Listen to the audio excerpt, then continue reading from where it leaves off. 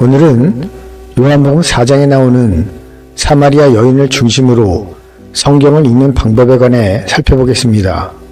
요한복음 4장 3절부터 43절에 나오는 사마리아 수가의 여인은 우리가 자주 들어온 설교입니다. 사마리아 수가의 5번째 남편을 둔 음탕한 여인이 다른 사람의 눈을 피해 정오의 때학볕에 물을 길러 운물에 나왔다가 예수님을 만나 동네 사람들에게 메시아를 전한다는 내용입니다. 우리는 설교를 들으며 음탕한 여인과 같이 아무리 죄 많은 사람이라도 예수님은 찾아주시고 반드시 구원해 주신다는 내용으로 이해하며 은혜를 받습니다. 그 죄 많은 인간이 바로 우리 자신이기 때문입니다. 그런데 본문의 내용을 깊이 있게 살펴보면 조금 납득이 되지 않는 부분들이 있습니다. 오늘은 문맥을 중심으로 성경을 읽고 해석하는 방법에 관해 알아보겠습니다. 먼저 본문의 내용을 읽겠습니다. 유대를 떠나사 다시 갈릴리로 가실새 사마리아를 통과하여야 하겠는지라. 역사적으로 사마리아 사람들이 아시리아인들에 의해 혼혈화가 된 이후 유대인들은 사마리아인들을 부정하게 여겨 상종하지 않았습니다. 유대인들이 갈릴리로 갈 때 사마리아를 우회하여 2배나 되는 먼 거리를 다니는 것이 관리였습니다. 그래서 9절에서 당신은 유대인으로서 어찌하여 사마리아 여인인 나에게 물을 달라 하나이까 하니 이는 유대인이 사마리아인과 상종하지 아니함이로라 라는 말이 나오는 것입니다. 우리가 사마리아 여인을 생각할 때 가장 큰 문제는 시간이 주는 편견과 오해입니다. 사마리아에 있는 수가라는 동네에 이르시니 야곱이 그 아들 요셉에게 준 땅에 가깝고 거기 또 야곱의 운물이 있더라. 예수께서 길 가시다가 피곤하여 운물 곁에 그대로 앉으시니 때가 6시쯤 되었더라. 마태, 마가, 누가복음은 유대 시간으로 기록되어서 6시간을 더해 로마 시간인 오늘날의 시간으로 수정합니다. 그래서 6시를 오늘날의 시간으로 환산해 정오라고 하는 것입니다. 그런데 요한복음은 다른 복음서와 다르게 거의 30년 후에 기록되어 로마 시간을 따르고 있습니다. 요한복음 4장 53절에서 왕의 신하의 아들을 고치신 사건과 요한복음 19장 14절에서 빌라도 법정에서의 시간을 로마 시간으로 기록한 것을 확인할 수 있습니다. 이날은 6월절의 준비일이요 때는 제6시라. 빌라도가 유대인들에게 이르되 보라 너희 왕이로다. 따라서 이 여인은 보통 여인들이 물을 길러 나오는 저녁 6시쯤에 운물에 나와 예수님을 만난 것입니다. 우리는 이제 시간이 주는 편견에서 벗어나 여인을 봐야 할 것입니다. 본문을 계속 읽겠습니다. 사마리아 여자 한 사람이 물을 기르러 왔음에 예수께서 물을 좀 달라 하시니 이는 제자들이 먹을 것을 사러 그 동네에 들어갔음이로라. 사마리아 여자가 이르되 당신은 유대인으로서 어찌하여 사마리아 여인인 나에게 물을 달라 하나이까 하니 이는 유대인이 사마리아인과 상종하지 아니함이로라. 예수님은 물을 길러 온 여인에게 물을 달라고 했지만 본문 어디에도 예수님이 물을 마셨다는 기록은 없습니다. 만약 본문에서 예수님이 여인을 통해 물을 마셨다면 14절에서 영원히 목마르지 않으며 영생하도록 솟아나는 샘물을 주는 메시아의 모습을 여인이 제대로 느끼지 못했을 것입니다. 다음 본문으로 넘어가겠습니다. 예수께서 대답하여 이르시되 내가 만일 하나님의 선물과 또 내게 물 좀 달라는 이가 누구인 줄 알았더라면 내가 그에게 구하였을 것이요 그가 생수를 내게 주었으리라. 여자가 이르되 주여 물기를 그릇도 없고 이 우물은 깊은데 어디서 당신이 그 생수를 얻겠사옵나이까. 우리 조상 야곱이 이 우물을 우리에게 주셨고 또 여기서 자기와 자기 아들들과 짐승이 다 마셨는데 당신이 야곱보다 더 크니이까? 이스라엘은 물이 귀한 땅입니다. 사막과 같은 척박한 땅에서 인간의 생존을 위해 가장 귀한 것은 물입니다. 지금도 야곱의 우물은 야곱 우물 교회에서 보존하고 있습니다. 여자가 우물이 깊다고 했는데 실제로 우물의 깊이는 약 40m 정도입니다. 그래서 이렇게 깊은 우물을 물기를 그릇도 없이 어떻게 물을 얻을 수 있냐고 여자가 예수님께 물은 것입니다. 야곱은 대략 기원전 19세기 사람입니다. 여인에게 있어서 야곱의 우물은 거의 1900년 동안 사람들이 살 수 있게 물을 공급해준 가장 귀한 것이었습니다. 그렇기 때문에 우물을 준 야곱은 여인에게 있어서 다른 어떤 사람보다 큰 사람입니다. 이런 여인의 생각을 아시는 예수님은 하나님의 선물과 자신에 관해 이야기해 주십니다. 예수께서 대답하여 이르시되 이 물을 마시는 자마다 다시 목마르려니와 내가 주는 물을 마시는 자는 영원히 목마르지 아니하리니 내가 주는 물은 그 속에서 영생하도록 솟아나는 샘물이 되리라. 여자가 이르되 주여 그런 물을 내게 주사 목마르지도 않고 또 여기 물 기르러 오지도 않게 하옵소서. 예수님께서 주시는 물은 마신 사람이 영원히 목마르지 않으며 물을 마신 사람 안에서 계속 솟아올라 영원히 살게 됩니다. 예수님이 주는 물은 성령을 의미하는 것으로 성령이 믿는 사람 안에 영원히 거하며 하나님과 예수 그리스도를 알게 하는 샘물이 되어 영생을 이루게 하는 것입니다. 예수님께서 이 일을 구체적으로 가르치신 말씀이 요한복음 14장 16절부터 26절, 요한복음 17장 3절에 자세히 기록되어 있습니다. 내가 아버지께 구하겠으니 그가 또 다른 보혜사를 너희에게 주사 영원토록 너희와 함께 있게 하리니 그는 진리의 영이라. 세상은 능히 그를 받지 못하나니 이는 그를 보지도 못하고 알지도 못함이라. 그러나 너희는 그를 아나니 그는 너희와 함께 거하시며 또 너희 속에 계시겠음이라. 보혜사 곧 아버지께서 내 이름으로 보내실 성령, 그가 너희에게 모든 것을 가르치고 내가 너희에게 말한 모든 것을 생각나게 하리라. 영생은 곧 유일하신 참 하나님과 그가 보내신 자 예수 그리스도를 아는 것이니이다. 그러나 여인은 예수님의 말씀을 이해하지 못한 채 육체의 목마름을 채워줄 물을 원하고 있습니다. 그래서 예수님은 여인의 근본적인 문제를 해결해 주기 위해 남편 이야기로 화제를 바꾸십니다. 이르되 가서 내 남편을 불러오라. 여자가 대답하여 이르되 나는 남편이 없나이다. 예수께서 이르시되 내가 남편이 없다는 말이 옳도다. 너에게 남편 5이 있었고 지금 있는 자도 내 남편이 아니니 내 말이 참되도다. 예수님이 사용한 남편이라는 용어는 당시 사용하던 일반적인 단어입니다. 18절에서 너에게 남편 5이 있었고 지금 있는 자도 내 남편이 아니리라는 말씀은 공식적으로는 남편이 있지만 실제적으로는 남편이 없다는 의미입니다.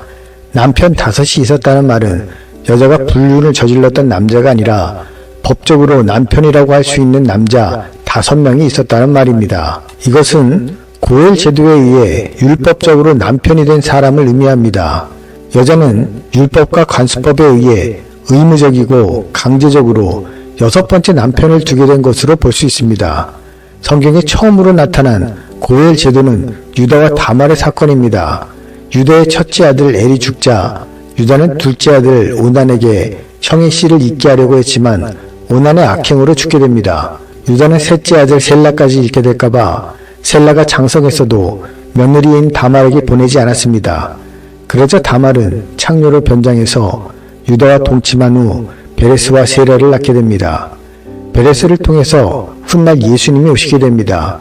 세상적인 관점으로 보면 며느리 다말이 시아버지 유다를 유혹해서 자식을 낳았다는 추악한 내용입니다. 그러나 이 사건은 다말을 통해 그리스도의 선조인 베레스가 태어난 굉장히 중요한 일이 됩니다. 이스라엘의 여자들은 어려서부터 창세기 3장 15절의 교육을 받게 됩니다. 창세기 3장 15절은 하나님께서 타락한 인간에게 구원의 약속을 주신 첫 번째 말씀입니다. 내가 너로 여자와 원수가 되게 하고 내 후손도 여자의 후손과 원수가 되게 하리니 여자의 후손은 내 머리를 상하게 할 것이요 너는 그의 발꿈치를 상하게 할 것이니라 하시고, 다말은 이 말씀에 의해 자신의 몸을 통해서 그리스도가 나올 수 있다는 소망을 품었고 실제로 그 소망은 이루어졌습니다. 구속사의 관점으로 보면 다말은 하나님의 말씀을 간절히 소망한 여인이었다고 볼 수 있습니다. 마태복음 22장 23절부터 28절에서 고엘 제도에 의해 마청의 상속자를 얻기 위해 6명의 동생들이 마지의 아내였던 여인을 취했다는 이야기가 나옵니다. 부활이 없다 하는 사두개인들이 그날 예수께 와서 물어 이르되 선생님이여 모세가 일렀으되 사람이 만일 자식이 없이 죽으면 그 동생이 그 아내에게 장가들어 형을 위하여 상속자를 세울지니라 하였나이다. 우리 중에 7형제가 있었는데 마디가 장가들었다가 죽어 상속자가 없으므로 그 아내를 그 동생에게 물려주고 그 둘째와 셋째로 7째까지 그렇게 하다가 최후에 그 여자도 죽었나이다. 그런즉 그들이 다 그를 취하였으니 부활 때에 7 중에 누구의 아내가 되리이까? 당시에는 전쟁과 기근, 환경적 요인으로 후손을 보지 못하고 죽는 남자들이 꽤 있었습니다. 사마리아의 여인은 율법과 마을의 관습에 의해 원하지 않는 남편을 의무적으로 둘 수밖에 없는 상황이었던 것입니다. 사마리아의 여인이 자신을 얽매고 있는 율법과 관습법에서 벗어나는 유일한 방법은 그리스도가 오시는 것입니다. 그리스도가 오신 것이 확인되면 여인은 더 이상 율법과 관습법에 얽매이지 않고 자유로울 수 있기 때문입니다. 다말이 자신의 몸을 통해 그리스도가 오기를 바랐던 것 같이 사마리아 여인도 그리스도가 오기를 간절히 고대하는 사람이었던 것입니다. 예수님께서 사마리아에 가신 이유는 율법에 얽매여 메시아가 오기를 간절히 기다리는 여인을 찾아가셨던 것입니다. 여인이 완전한 자유를 얻기 위해서는 여인뿐 아니라 마을 사람들까지 그리스도의 출현을 인정해야 되는 일입니다. 오랜 시간이 지나 고엘 제도가 관습법의 성향을 가지게 되었기 때문입니다. 그래서 예수님께서는 이틀 동안 마을에 머물며 복음을 전했고 마을 사람들도 예수님을 그리스도로 인정하게 하신 것입니다. 계속해서 본문을 읽겠습니다. 여자가 이르되 주여 내가 보니 선지자로소이다.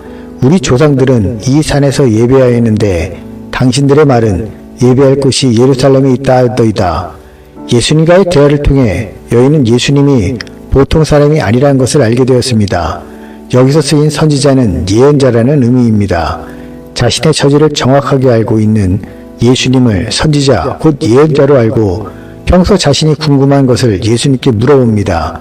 이 여인이 예배에 관해 예수님께 물어본 것은 평소 이 여인이 신났다는 이야기가 됩니다. 만일 이 여인이 음탕한 여자였다면 세상적인 관심거리를 물어봤을 것입니다. 여인이 예배 장소를 물은 것은 하나님께서 과연 자신의 예배를 받으시는가에 대한 의문이 있었기 때문입니다. 이 질문에 예수님께서는 명확한 답변을 주셨습니다.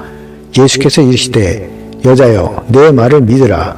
이 산에서도 말고 예루살렘에서도 말고 너희가 아버지께 예배할 때가 이르리라. 너희는 알지 못하는 것을 예배하고 우리는 아는 것을 예배하노니 이는 구원이 유대인에게서 남이라. 아버지께 참되게 예배하는 자들은 영과 진리로 예배할 때가 오나니 곧 이때라. 아버지께서는 자기에게 이렇게 예배하는 자들을 찾으시느니라. 하나님은 영이시니 예배하는 자가 영과 진리로 예배할지니라. 먼저 21절의 말씀을 살펴보겠습니다. 이 산에서도 말고 예루살렘에서도 말고 너희가 아버지께 예배할 때가 이르리라. 이 말씀은 그리심산이나 예루살렘에서 드려진 예배는 하나님이 받지 않는 형식적인 예배였다는 의미입니다. 이것은 거대하고 호화로운 예배당이나 작고 낡은 예배 장소가 중요하지 않다는 말입니다. 그리고 그때까지 하나님이 받으시는 영과 진리의 예배는 없었다는 말이 됩니다. 영과 진리의 예배는 예수님의 이 말씀 이후에 시작되었다는 의미입니다. 그래서 예배할 때가 오나니 곧 이때라고 말씀하신 것입니다. 그때는 바로 23절에 이때이며 예수님을 통해 이루어지는 때를 가리키고 있습니다. 예수님께서는 이미 요한복음 2장 21절에서 성전된 자신의 육체를 말씀하셨습니다. 그러나 예수는 성전된 자기 육체를 가리켜 말씀하신 것이라. 그리심산이나 예루살렘 같은 장소를 초월하여 성전된 예수님 안에 있는 사람만 영과 진리로 예배 드릴 수 있다는 의미입니다. 22절에서 너희는 알지 못하는 것을 예배하고 우리는 아는 것을 예배하노니 이는 구원이 유대인에게서 남이라의 말씀은 사마리아 사람들이 만든 율법이 아니라 유대인들에 의해 계승되어 온 율법이 구원을 이루기 위한 하나님의 말씀이라는 의미입니다. 예수님은 율법을 온전히 지키셨고 하나님의 명령인 십자가에 달리는 것까지 순종하며 율법을 완성하셨습니다. 마태복음 5장 17절 말씀입니다. 내가 율법이나 예언자들의 말을 폐하러 온 줄로 생각하지 말아라. 폐하러 온 것이 아니라 완성하러 왔다. 예수님은 하나님의 명령에 온전히 순종한 자신의 몸으로 성도들이 거할 수 있는 성전이 되셨습니다. 따라서 영과 진리로 예배드리기 위해서는 먼저 성령으로 거듭나 성령 안에 있어야 됩니다. 본문 말씀을 계속 읽겠습니다. 여자가 이르되 메시아 곧 그리스도라 하는 이가 오실 줄을 내가 아노니 그가 오시면 모든 것을 우리에게 알려주시리이다. 예수께서 이르시되 네게 말하는 내가 그라 하시니라. 25절에서 여자가 그리스도가 오시기를 간절히 기다리고 있다는 것을 알 수 있습니다. 그리스도가 오시면 그때야 비로소 자신이 율법에서 놓여 자유할 수 있기 때문입니다. 잠언 8장 17절 말씀입니다. 나를 사랑하는 자들이 나의 사랑을 입으며 나를 간절히 찾는 자가 나를 만날 것이니라. 이렇게 그리스도를 간절히 기다린 여자이기 때문에 예수님께서는 자신이 그리스도심을 밝히신 것입니다. 본문 말씀을 계속 읽겠습니다. 이때에 제자들이 돌아와서 예수께서 여자와 말씀하시는 것을 이상히 여겼으나 무엇을 구하시나이까? 어찌하여 그와 말씀하시나이까? 묻는 자가 없더라.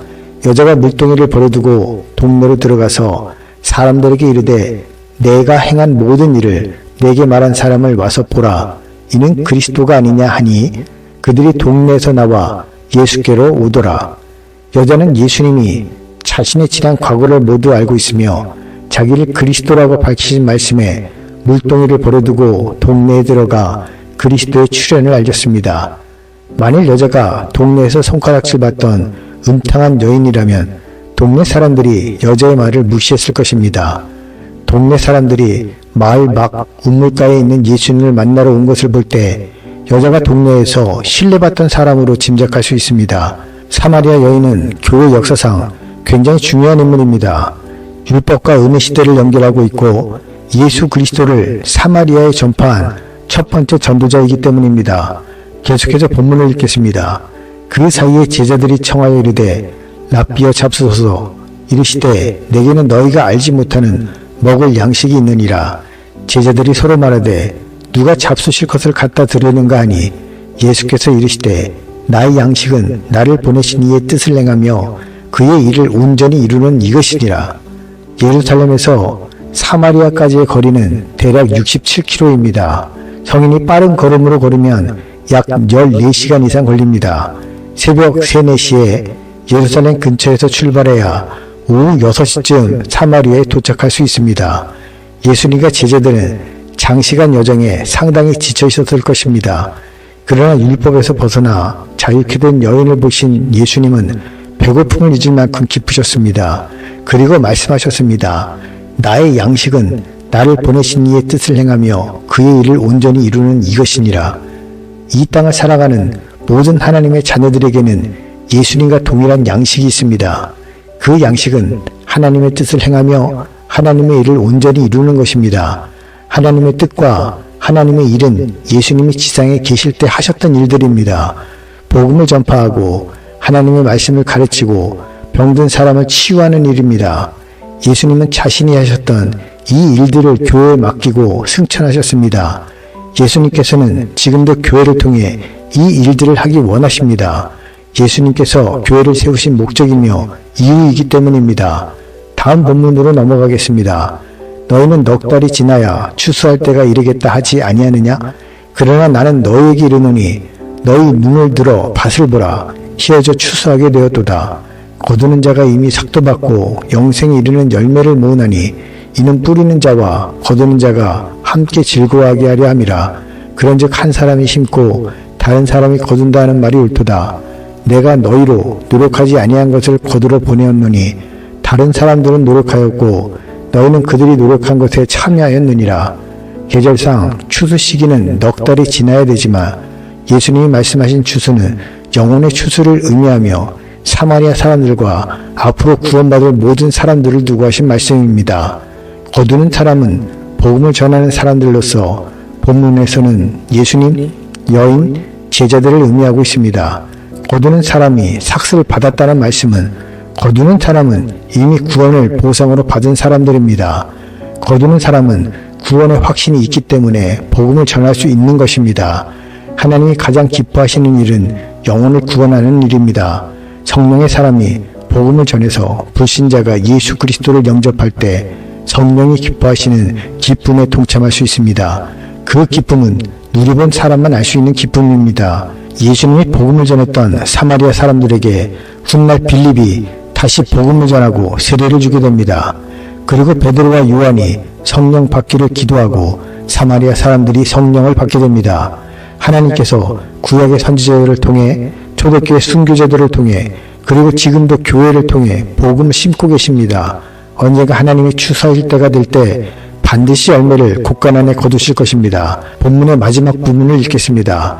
여자의 말이 내가 행한 모든 것을 그가 내게 말하였다 증언하므로 그 동네 중에 많은 사마리아인이 예수를 믿는지라. 사마리아인들이 예수께 와서 자기들과 함께 유하시기를 청하니 거기서 이틀을 유하심에 예수의 말씀으로 말미암아 믿는 자가 더욱 많아 그 여자에게 말하되 이제 우리가 믿는 것은 내 말로 인함이 아니니 이는 우리가 친히 듣고 그가 참으로 세상의 구주인 줄 알미라 하였더라. 이틀이 지나매 예수께서 거기를 떠나 갈릴리로 가시며 요한복음 4장의 여인이 우리에게 중요한 이유는 그녀가 복음 전도자이기 때문입니다. 예수님을 만난 사람의 특징은 예수님을 전하지 않고는 견딜 수 없다는 것입니다. 이것이 성령으로 거듭난 사람의 특징입니다. 이렇게 복음은 예수 그리스도와 성령님을 만난 사람들을 통해 증거되고 복음을 듣는 사람은 예수님을 믿게 됩니다. 그러나 여기서의 믿음은 신앙의 초보적 믿음을 의미할 수 있으며 성령으로 거듭남으로 구원받는 믿음이 완성됩니다. 예수님께서 대답하여 이르시되 진실로 진실로 내게 이르노니 사람이 물과 성령으로 나지 아니하면 하나님의 나라에 들어갈 수 없느니라.